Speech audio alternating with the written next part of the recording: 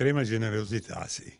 Inizialmente io non ero d'accordo, poi lei ha sempre spinto perché voleva vedermi star bene e abbiamo iniziato questo iter, che è stato abbastanza lungo. Un percorso lungo quello intrapreso dal signor Massimo e sua moglie, 53 anni entrambi, originari di Como. La moglie voleva donare il rene, ma una settimana prima dell'operazione la doccia fredda, il rene non era più compatibile. Ci siamo rivolti a Padova,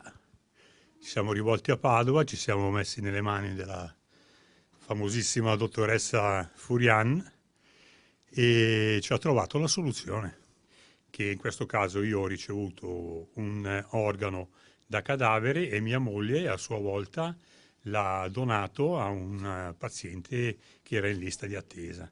Una forza d'animo che li ha sempre sostenuti. Mai fermarsi davanti a niente, noi non ci siamo mai fermati e questa è stata la soluzione finale.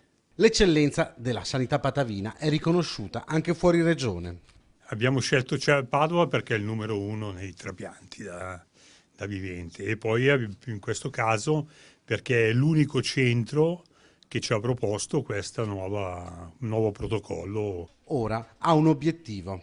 Guardi, voglio godermi un po' la vita, sicuramente, perché ho sempre lavorato, anche quando ero in dialisi, nel primo trapianto che ho fatto, ho sempre lavorato, adesso voglio prendermela un po' più con calma.